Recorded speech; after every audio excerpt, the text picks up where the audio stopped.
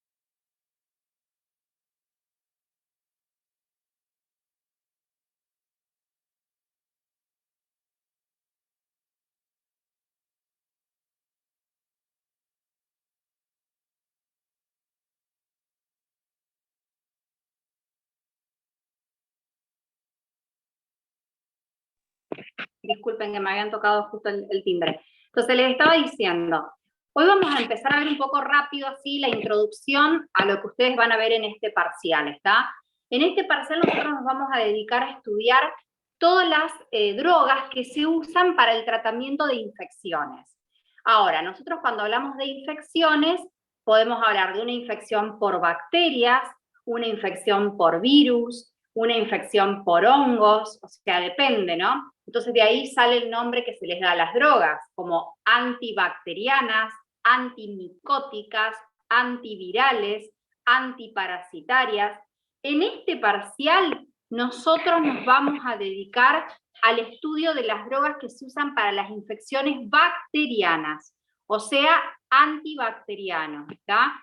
Fíjense que se remonta, ¿no? Cuando estos dos personajes del inicio nosotros muchas veces los nombramos, empiezan a pensar que las enfermedades, algunas se asociaban con microorganismos específicos. Entonces ahí se empezó a pensar que se podían crear sustancias que combatan a esos microorganismos.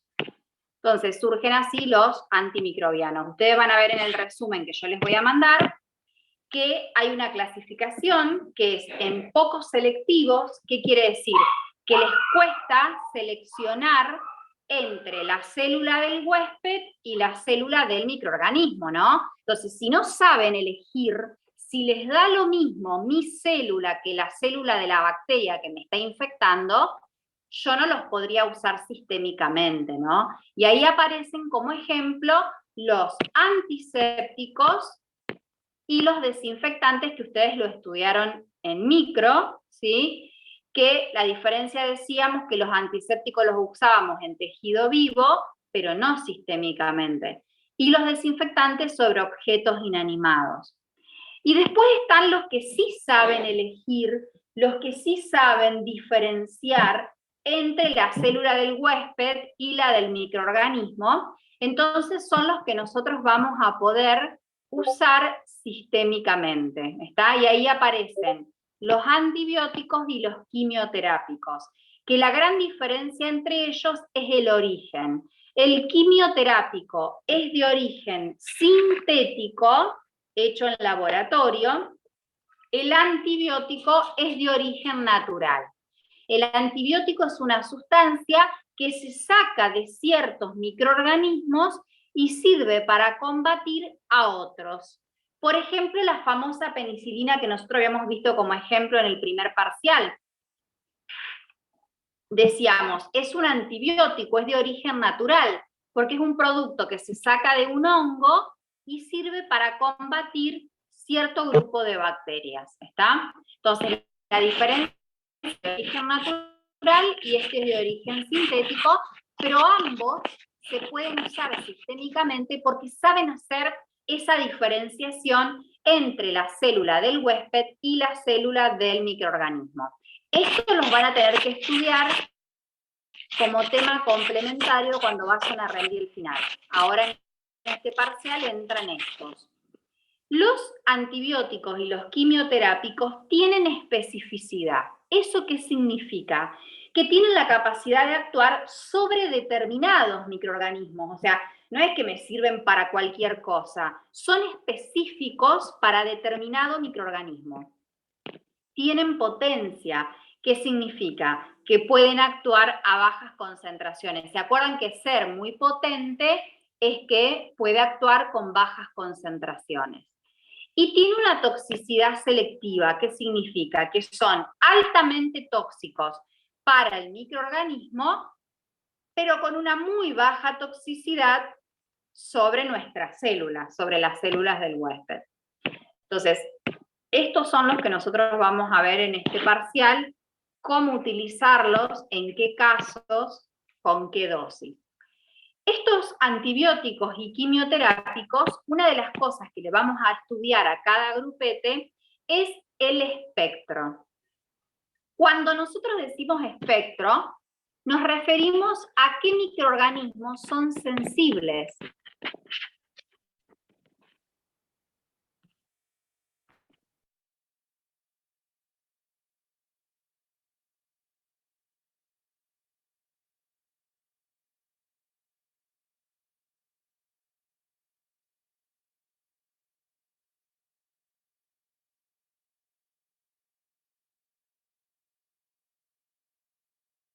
Entonces, ¿qué microorganismos son sensibles? Si ustedes agarran un prospecto de un antibiótico, qué sé yo, tienen amoxidal, cualquiera que tengan en su casa, fíjense que en una parte dice espectro o dice actividad antibacteriana. Y ahí te va nombrando toda la lista de microorganismos que son sensibles a ese antimicrobiano. Ahora, la pregunta sería, ¿qué significa microorganismo sensible? Yo lo voy a considerar sensible cuando puedo inhibirlo con una concentración de antibiótico que no sea tóxica para las células del paciente, ¿está? Entonces, se describen en el espectro sobre qué microorganismos va a actuar ese antibiótico a una concentración que nos afecte, digamos, las células del huésped. Entonces, cuando uno elige el antibiótico, hay 3 tipos de espectros diferentes. Vos podés elegir un antibiótico de pequeño espectro, de amplio espectro o de espectro ampliado, ¿está? ¿Qué significa de pequeño espectro? Que va a cubrir una pequeña, digamos, variedad de microorganismos.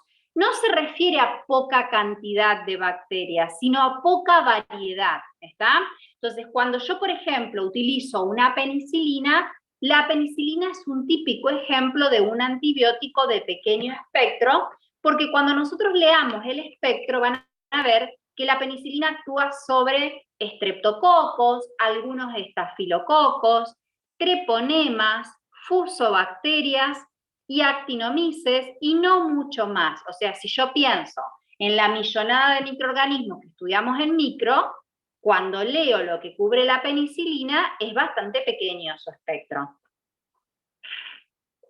Ahora, si yo estoy seguro cuál es el bichito causante, lo mejor es usar uno de pequeño espectro, ¿está? Porque yo sé que le estoy dando justo con lo que funciona para esa bacteria. ¿Qué significa de amplio espectro? Que barre con todo, que cubre un poco de todo. Ahora, ustedes piensen, lo que mucho abarca, a veces poco aprieta.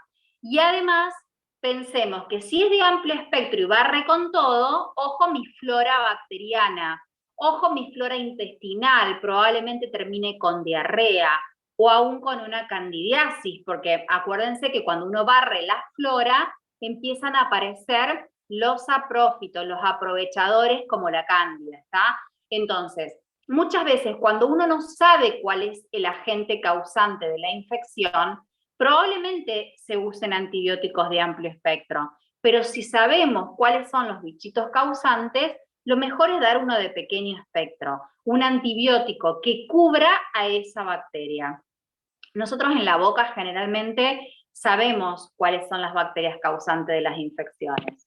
Y de espectro ampliado, esta es una denominación que se le da a un grupo de penicilinas que se llaman aminopenicilinas, que lo que tienen de diferente con la penicilina es precisamente que su espectro se amplió. O sea, las aminopenicilinas son de origen semisintético, o sea, lo que se hizo fue hacerle modificaciones a la molécula de la penicilina, la original, para que pueda cubrir un poquito más de bacterias. En este caso, el espectro está ampliado hacia algunos gram negativos. O sea, la penicilina no cubre gram negativos, las de espectro ampliado cubren algunos. O sea, que esta palabra ampliado se refiere a ampliado con respecto al de las penicilinas que son de su origen. ¿Está? Pequeño espectro, amplio espectro y espectro ampliado, y la denominación que le damos a este grupo de penicilinas que tienen su espectro ampliado con respecto a las penicilinas originales. Cubren un poquito más. ¿Qué otra cosa voy a preguntarme yo cuando tenga que recetar? ¿Qué modo de acción va a tener el antibiótico que le voy a dar al paciente? ¿El antibiótico va a ser bactericida o va a ser bacteriostático? ¿Qué significa bactericida? Bactericida significa que mata todo, destruye.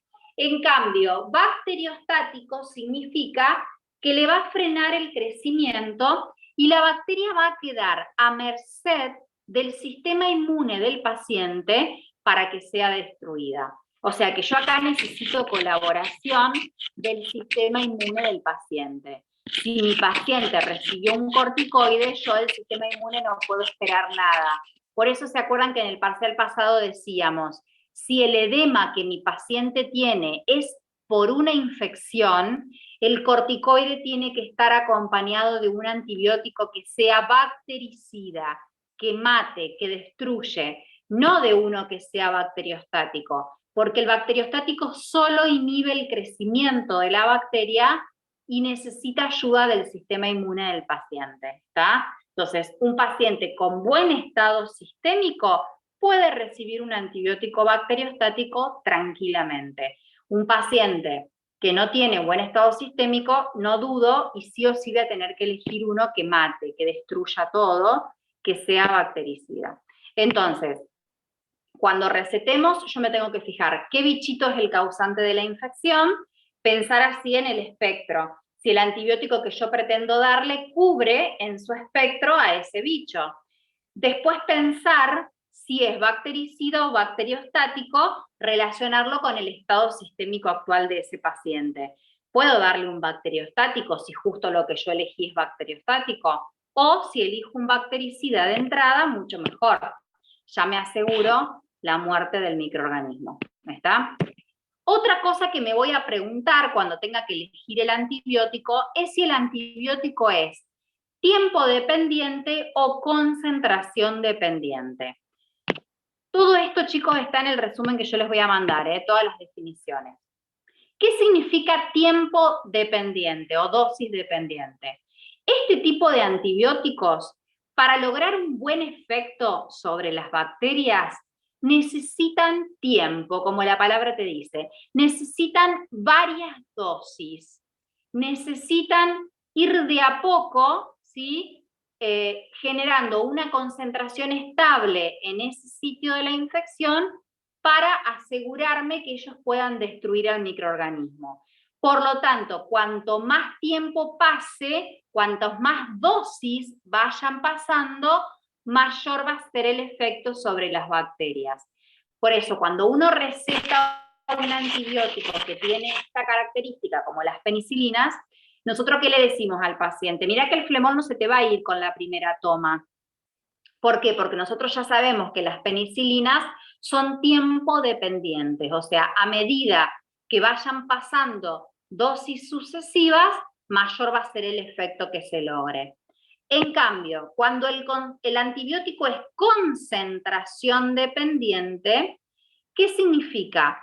Que no dependo tanto del tiempo que pase de tratamiento, sino de concentrar de entrada una buena cantidad en el tejido infectado y después ya me aseguro así el efecto lesivo sobre el microorganismo. O sea, acá para tener un correcto efecto destructor sobre el microorganismo voy a necesitar tiempo, que pasen distintas dosis.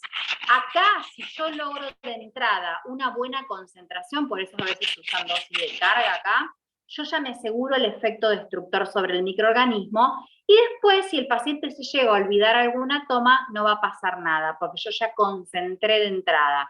En cambio, este tipo de antibióticos, yo voy a necesitar mucha colaboración del paciente, que respete los tiempos, las dosis, porque cuanto más tiempo vaya pasando, mayor va a ser el efecto lesivo sobre el microorganismo. Acá en antibiótico ustedes muchas veces van a escuchar esta palabra, concentración inhibitoria mínima.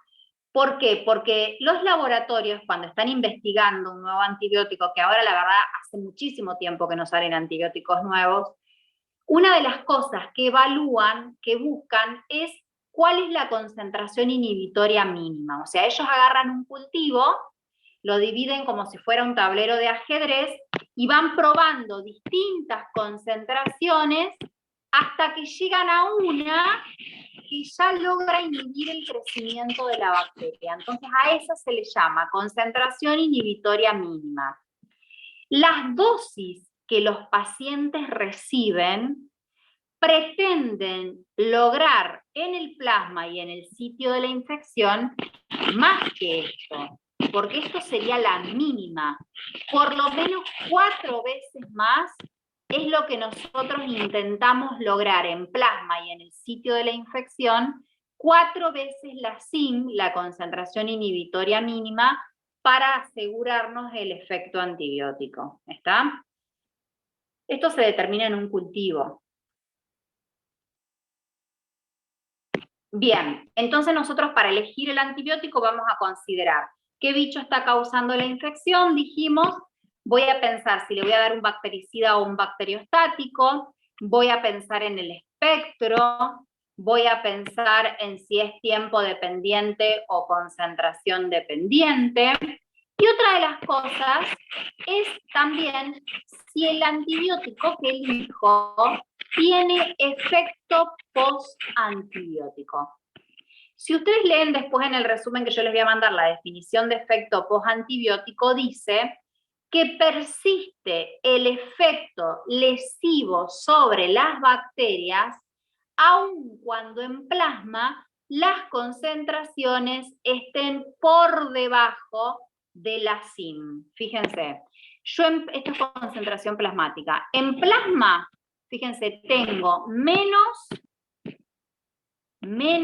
que la CIM, sin embargo, sigue el antibiótico lesionando a la bacteria. Es como que dejan un efecto residual sobre los microorganismos. Eso no lo tienen todos los antibióticos, lo tienen algunos, por ejemplo, los aminoglucósidos, tienen efecto post-antibiótico. ¿Qué significa? Que el paciente tomó la última dosis, las concentraciones en plasma están por debajo de la inhibitoria mínima, yo podría suponer que ya no actúa más, sin embargo, siguen dejando un efecto residual por algunas horas sobre la bacteria. Eso está bueno. Si uno tiene la posibilidad de recetar un antibiótico que tenga efecto post-antibiótico, está bueno para aprovechar. ¿Qué puede pasar? Que nosotros mediquemos, pasen 2 o 3 días, lo controlo al paciente y la infección empeoró. Y ahí tengo muchas cosas en que pensar, porque puedo pensar que la pifié y elegí mal el antibiótico, que le calculé mal la dosis, que el paciente no respetó las tomas, o que las bacterias que están causando la infección son bacterias que han desarrollado resistencia bacteriana a ese antibiótico. Y no tiene nada que ver con la cantidad de veces que el paciente tomó el antibiótico, sino con la cantidad de veces que las bacterias han contactado con ese antibiótico. Las bacterias, imagínense, están en el ambiente, contactan. Porque a lo mejor el paciente te dice, no, pero yo nunca tomo antibióticos, ¿por qué no me hace efecto? Porque si es la resistencia bacteriana lo que está ocurriendo, no tiene nada que ver con la cantidad de veces que el paciente lo tomó, sino con la cantidad de veces que las bacterias se expusieron y fueron desarrollando mecanismos de defensa. Algunas bacterias tienen resistencia natural, por ejemplo, yo les decía antes, las penicilinas actúan perfecto contra todos los que son los cocos gram positivos.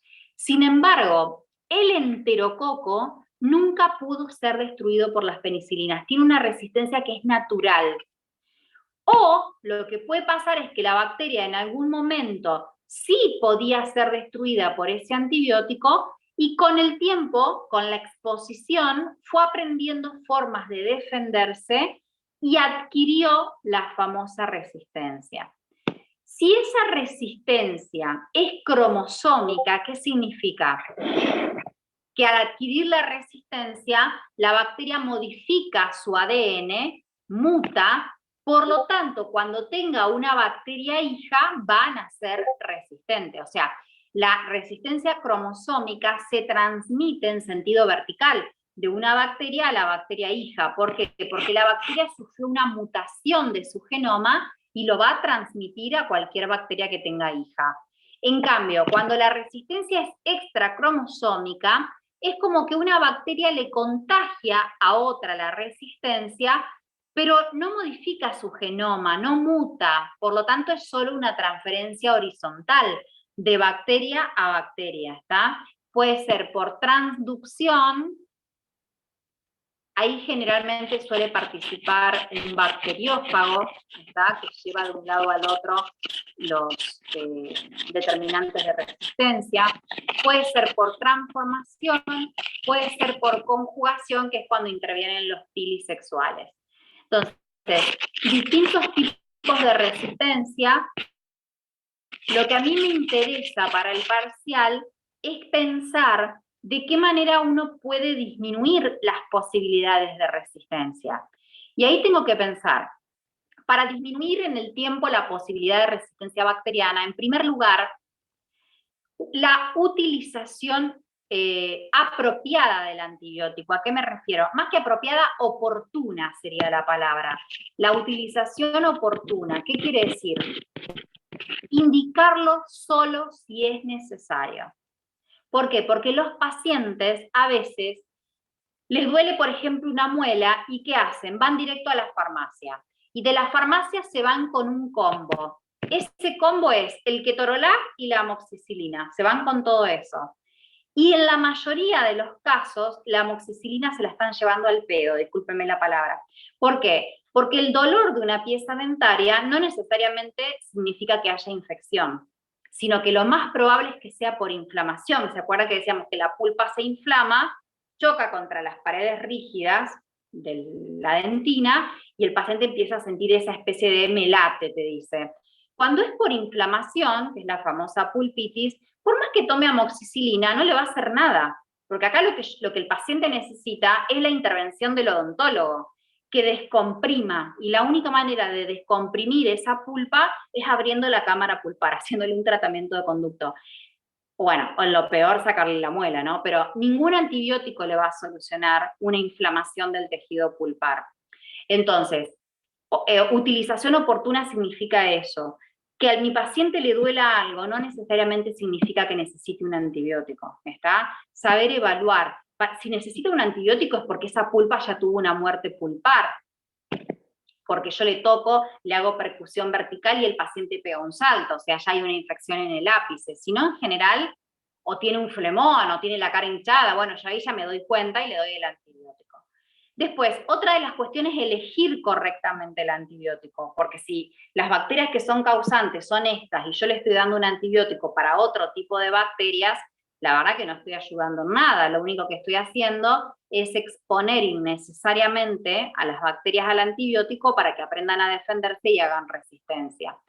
Después, otra de las cuestiones también es la vacunación. Bueno, no tanto en odontología, pero estar vacunados disminuye un montón la utilización futura de antibióticos. Nos vamos del ámbito de la odontología ahí. También, para disminuir la resistencia bacteriana, una cosa importante es, si no estamos seguros de cuál es el bichito causante, no darle antibiótico cualquiera, al azar, mandar a hacer un cultivo, o sea, tener los datos microbiológicos necesarios que me aseguren cuál es el bichito causante y yo pueda elegir correctamente el antibiótico, ¿está? También para evitar la resistencia bacteriana voy a necesitar colaboración de mi paciente, que no interrumpa el tratamiento, porque los pacientes encima, cuando se van de la farmacia con el ketorolac y la amoxi, toman 2 o 3 comprimidos de amoxi nada más y lo abandonan. Entonces, eso también predispone después a la generación de resistencia. Bien, entonces nosotros los antibióticos los vamos a usar un montón en el consultorio. ¿Y qué tipo de tratamientos podemos hacer con los antibióticos? Por ejemplo, uno de los tratamientos es el tratamiento profiláctico o preventivo. Es cuando uno usa el antibiótico para prevenir la infección. O sea, no hay, ¿ven? Dice ausencia de infección. En ciertos casos, no siempre, uno a veces usa el antibiótico para prevenir una infección. Sobre todo cuando el paciente tiene alguna predisposición o supongamos que van a hacer una cirugía de un retenido, entonces uno le empieza a dar antibióticos antes de la cirugía. Bien, empieza la infección, si yo lo detecto a tiempo, antes de que comiencen los síntomas, a lo mejor porque saqué una radiografía y se ve un proceso periapical, puedo empezar un tratamiento presintomático. Y si no, si mi paciente ya aparece con síntomas, tiene un flemón, por ejemplo, ya voy a empezar el tratamiento antibiótico. El tratamiento antibiótico puede ser de 2 tipos. Fíjense, puede ser empírico, quiere decir que yo hago una prueba, o si yo ya sé cuál es el germen causante, o en el caso de los médicos, por ejemplo, las infecciones urinarias, mandan a hacer el cultivo, aíslan el microorganismo, si yo estoy seguro cuál es el germen causante, el tratamiento va a ser definitivo, ¿está? Si no estoy seguro y voy a mandar a hacer un cultivo, igual voy a empezar con un tratamiento como prueba, o sea, empírico, no se va a ir sin antibiótico al paciente. En algunos casos, muy aislados, hay pacientes que, aun cuando han resuelto el cuadro infeccioso, se tratan por más tiempo con antibióticos. Y generalmente suelen ser los pacientes con HIV, los pacientes con deficiencia del sistema inmune, pero no nos pasa tanto con las infecciones odontológicas, sino con las infecciones más graves, más sistémicas. Esos son los tipos de tratamiento que vamos a llevar adelante con un antibiótico. Profiláctico, presintomático, empírico o definitivo, depende si ya sé cuál es el germen causante, y el supresor, que solo en algunos casos es como seguir dándole antibiótico aun cuando el cuadro infeccioso a simple vista haya desaparecido. Bien. Entonces, nosotros le vamos a dar un antibiótico con el objetivo de lograr una buena concentración en el tejido infectado que me permita destruir el microorganismo, para lo cual yo voy a tener que considerar las dosis para poder lograr esto, ¿no? Una buena concentración, pero también nunca tengo que dejar de lado las posibles interacciones que yo puedo generar con el antibiótico que le voy a dar si mi paciente está tomando otra medicación. Siempre le tenemos que preguntar si está tomando alguna medicación por las dudas, ¿está? Entonces, yo para elegir el antibiótico voy a tener en cuenta qué bichito es el causante, es lo que decíamos antes. Voy a tener en cuenta en qué lugar está la infección, porque a veces vamos a ver que hay antibióticos, por ejemplo, que llegan bien al seno maxilar, por ejemplo, o bien al hueso. Estado sistémico del paciente, porque eso me va a permitir ver si le doy un bactericida o bacteriostático. Tengo que preguntarle si no es alérgico al antibiótico que le voy a dar. Posibilidad de embarazo, porque hay antibióticos que están contraindicados en el embarazo.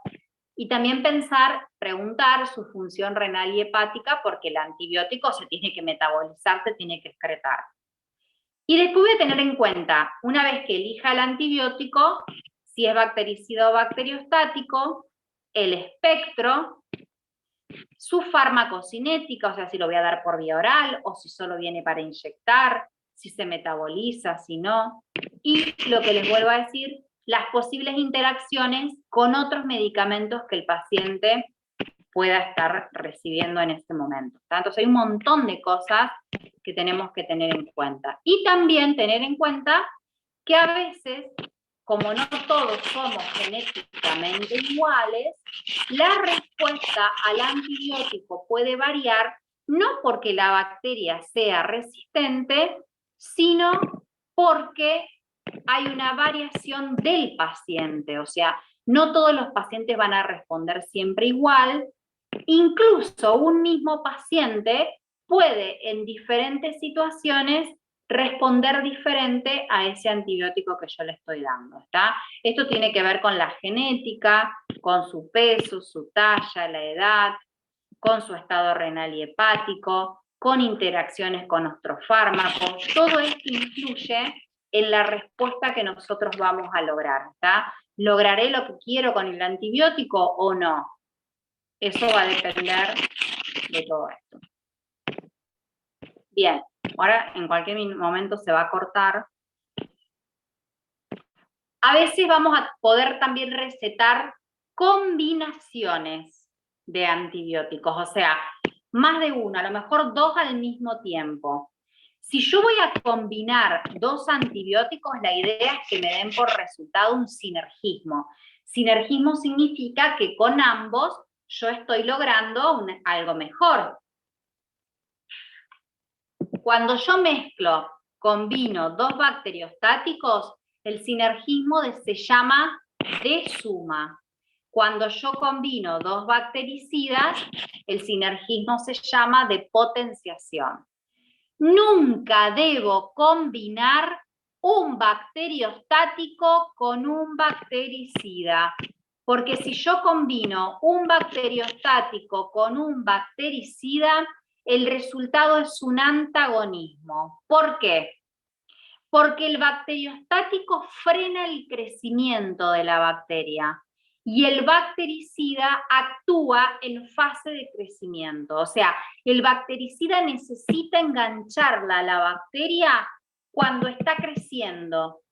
Y el bacteriostático frena el crecimiento, o sea, no tendría ningún sentido que yo combine un bacteriostático con un bactericida. O sea que cuando voy a combinar, tienen que ser los dos bacteriostáticos o los dos bactericidas, ¿está? No puedo combinar uno y uno porque me va a dar por resultado un antagonismo.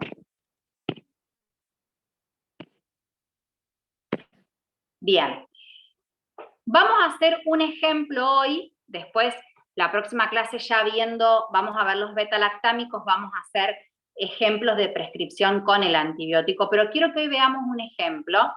Acá no está el caso clínico, acá directamente yo les pongo que tenemos un niño de 26 kilos y a ese nene le queremos recetar un antibiótico que se llama fenoximetilpenicilina, y fíjense cuál es la dosis.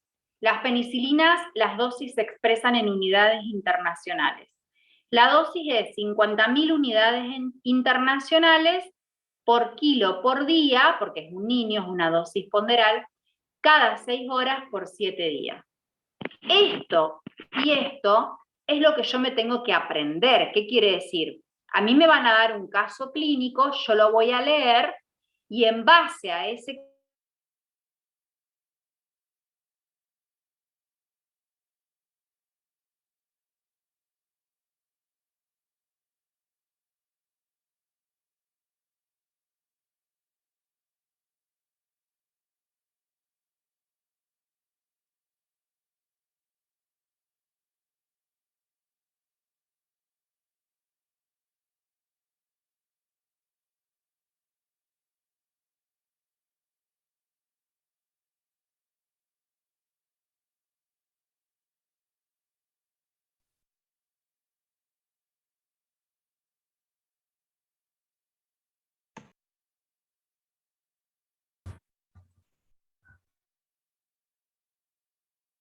Bien, yo les estaba diciendo, a mí me van a dar un caso clínico, por ejemplo, me van a decir niño con infección reciente de aproximadamente 24 horas causado por el molar temporario superior izquierdo, etcétera, etcétera. Bueno, yo voy a leer el caso clínico y en base a la teoría que voy a estudiar para el parcial, voy a poder detectar que a ese nene le voy a dar fenoximetilpenicilina. Acá, como yo quiero ver los pasos hoy, no me interesa ver qué le doy, directamente puse la droga. Le voy a dar fenoximetilpenicilina y esto que me lo voy a saber de memoria para el parcial, la dosis. ¿Está?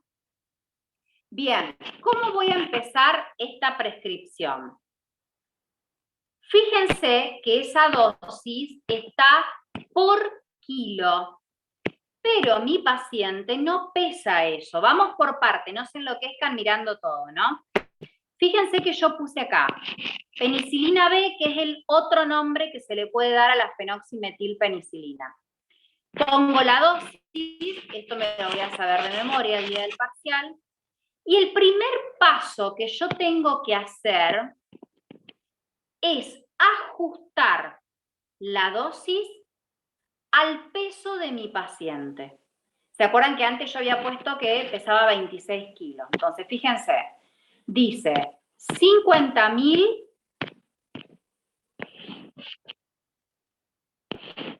por kilo. Todo regla de 3 es. Si el nene pesa 26 kilos, X, cuando yo hago la regla de 3, me da 1.350.000 unidades internacionales. O sea, que esta dosis que estaba acá expresada por kilo, yo ahora la ajusté al peso de mi paciente. Pero fíjense que acá arriba dice por kilo por día. O sea, que este 1.350.000 es lo que el nenito tiene que recibir en todo el día. Pero yo no se los voy a enchufar todos juntos. ¿Por qué? Porque acá dice cada 6 horas, no dice todo de una sola vez.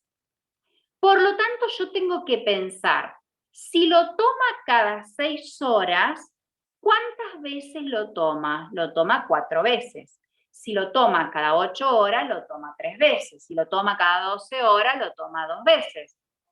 Por eso yo lo que hice fue dividir, fíjense, esta dosis que es para todo el día, la dividí en 4 tomas, la repartí, ¿está? Entonces, yo ahora sé que mi pacientito va a recibir 337.500 unidades internacionales por toma. O sea, cada vez que él reciba, va a recibir esa cantidad. Hasta acá, ¿alguien no entendió? Me dicen o callan para siempre. O sea, la dosis esta yo me la voy a saber de memoria, de todos los antibióticos. Pero es una dosis que está expresada por kilo y mi paciente no pesa 1 kilo. Por eso hice esta regla de 3. Es por kilo por día, pero yo se lo quiero dar cada 6 horas. Entonces lo repartí en 4 tomas. Atento a esto. Cuando yo llego a descubrir esto, que es cuánto mi paciente va a tomar por vez o por toma, yo dejo de sacar cuentas. ¿Por qué? Porque me tengo que ir a lo que llamamos vademecum, que quizás en la clase les hagan llevar, pero el día del parcial ellos les dan unas hojitas impresas para que ustedes usen como si fuera el vademecum, porque si no vuelan los machetes dentro del vademecum. ¿Y por qué me tengo que ir al vademecum? Porque pienso, yo a este nene le voy a dar un jarabe porque es un niño. Yo a la madre no le puedo decir, toma este jarabe. ¿Cuánto le doy, doctora? Dale 337.500 unidades internacionales. Me va a quedar mirando. Yo me voy al vademecum y esto grábenselo. Cuando llego a la dosis por vez, me voy al vademecum. ¿Para qué? Para transformar esa dosis en forma farmacéutica. En este caso, la voy a transformar en mililitros de jarabe. Si fuera un adulto, la transformo en comprimidos, por ejemplo, ¿está? Porque yo no le puedo decir al paciente que tome 337.500 unidades internacionales. Lo que hace el vademecum es mostrarme las formas farmacéuticas. O sea, yo en el vademecum, después les voy a mostrar la próxima una fotito del vademecum. Yo en el vademecum lo que voy a encontrar, lo que voy a descubrir es de cuánto viene el jarabe, de cuánto vienen los comprimidos, los datos que a mí me permitan transformar esa dosis en forma farmacéutica, en este caso en jarabe. Siempre en mis recetas ustedes van a ver que yo pongo con color el dato que saqué del vademecum, para no olvidarme lo que lo saqué de ahí. Entonces yo busco y el vademecum me dice que esta droga viene en jarabe y que esta es la concentración del jarabe. Fíjense, 300.000 unidades internacionales por mililitro. Esto me lo está dando el vademecum. Por 5 mililitros, perdón. O sea que el vasito, la medida de 5 mililitros de jarabe tiene, o de suspensión, 300.000 unidades internacionales. Bien, pero nosotros ¿cuánto le queremos dar? Nosotros no le queremos dar 300.000. Nosotros le queremos dar 337.000. Entonces, nuevamente, regla de 3 y puedo descubrir cuánto va a tomar expresado en mililitros de jarabe. O sea, fíjense, en lugar de decir, mamá, dale 337.500 unidades internacionales, yo le digo, dale 5,6 mililitros. Entonces, yo en todas las recetas que son de niño, lo primero que hago es ajustar al peso, lo divido por la cantidad de tomas y no hago más cuentas. Me voy al vademecum, porque esa dosis que yo descubrí la tengo que transformar en jarabe, suspensión, ampolla, si es para inyectar, lo que sea. Entonces, yo saco el dato que el Vademecum me tira, el Vademecum me cuenta cuál es la concentración, y con eso yo puedo pasar mi dosis a mililitros de jarabe. Entonces, yo a la mamá le voy a decir, dale 5,6 mililitros de este jarabe o de la suspensión. ¿Se entendió? Cada, obviamente, 6 horas. ¿El problema cuál es? Que vos le tenés que hacer una receta y hacerle comprar la cantidad de jarabe que le alcance para toda la semana de tratamiento, porque no va a venir a los 3 días a pedirte otra receta. Entonces yo tengo que sacar otra cuenta más. Fíjense, 5,6 el niñito va a tomar cada 6 horas. En 24 horas, que sería un día, va a usar 22,4. En 7 días, 156,8 mililitros. O sea que yo le tengo que hacer comprar la cantidad necesaria para que llegue a eso que va a necesitar. ¿Por qué digo eso? Porque uno no le va a poner en la receta, vendele al farmacéutico 156,8 mililitros, no va y se lo saca de una canilla. O sea, esto ya viene envasado. Entonces, yo sé que yo necesito 156, pero viene de 156 y no, probablemente no. Viene de 100, de 120. ¿Y cómo lo sé eso yo? Me lo dice el Vademecum. O sea, el Vademecum lo que me dice es cómo lo encuentro yo en la farmacia de ese antibiótico. ¿Se entiende? Lo encuentro en comprimidos, lo encuentro en jarabe, y en cada caso me da la concentración. Ven como recién que me decía que el jarabe en el vasito tenía 300.000 unidades internacionales. Y también me dice el Vademecum cuánto tienen los frascos. ¿Se entiende? No, a veces vienen sobres, a veces son, vieron que a veces los frascos tienen polvo y la mamá le agrega el agua, lo bate, eso se llama suspensión para reconstituir. Entonces, yo el Vademecum lo necesito para saber qué le mando a comprar, pero no me lo tengo que aprender de memoria, eso en mi parcial me lo van a dar, ¿está? No creo que les den el Vademecum, pero sí les suelen dar unas hojitas impresas para que ustedes las usen como si fueran Vademecum y de ahí puedan ver en qué concentración viene el comprimido, el jarabe, cuántos comprimidos trae la caja, cuántos mililitros de jarabe trae el frasquito. ¿Se entendió más o menos? Igual no se preocupen que esto es solo un pantallazo. Entonces yo quiero que a ustedes les quede claro esto, porque la más complicada es la del niño, después las otras se van haciendo más simples. La dosis del niño es por kilo por día, entonces yo necesito saber cuánto pesa. Porque lo primero que tengo que hacer es esa dosis, ajustarla al peso del niño.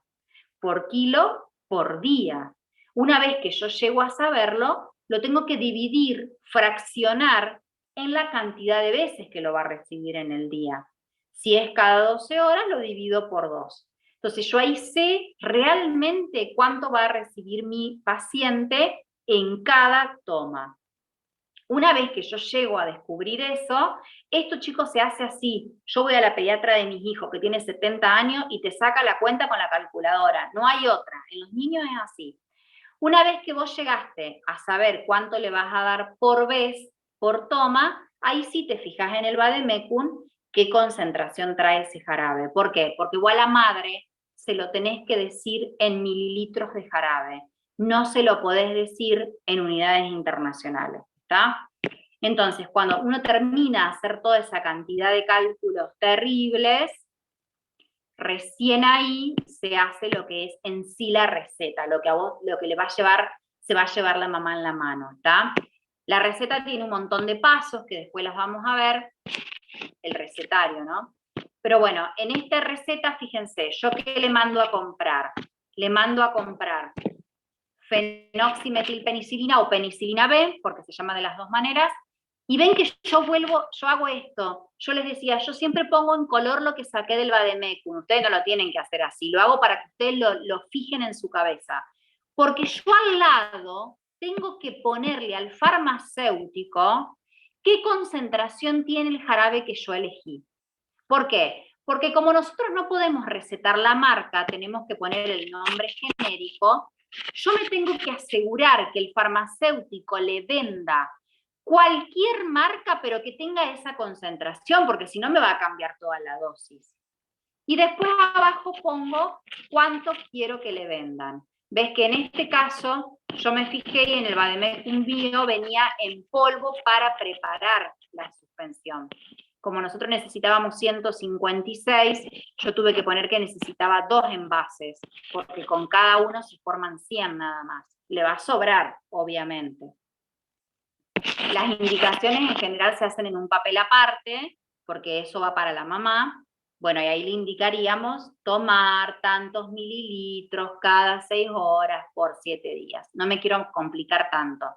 Lo que quiero que hoy les quede claro simplemente es esto, para que la próxima clase, después que veamos los beta-lactámicos, podamos empezar a afilar un poco esto, que son todas las cuentitas que yo tengo que sacar. Aunque ustedes no lo crean, en el parcial las cuentitas las hacen siempre perfecto, porque después empezás a practicar tantas recetas que te sale todo bárbaro. ¿Y en qué la pifean? En el antibiótico. Eligen mal el antibiótico, o sea, la teoría. Eso que hoy parece un quilombo de cuentas y de números, con práctica lo hacen así después, rapidísimo. El tema es no pifiarle en el antibiótico, porque si vos hiciste bien todas las cuentas, pero el antibiótico que elegiste no era el que iba, te van a tachar todo, ¿está? Entonces, para eso sirve después que vayamos viendo en la teoría cada antibiótico para qué infección sirve de ese paciente. No los quiero complicar más, sé que ahora a las 7 tienen oclusión. Si les parece, la semana que viene, si pueden conectarse el lunes a la mañana, mejor, porque yo el martes no voy a estar. Tipo 8 de la mañana, bien tempranito, buenísimo, ¿está? Y yo les voy a mandar al mail esto que vimos hoy y beta-lactámicos, que es el grupete más largo de antibióticos que vamos a ver el lunes. Tengan a mano hoja, lápiz, el celular para sacar cálculos o una calculadora, así pueden ir teniendo estos casos clínicos, ustedes ir haciéndolo, porque de nada sirve que se copien o que hagan una captura de la foto, ¿está? Nos vemos el lunes. Chau, chau. Chao, gracias.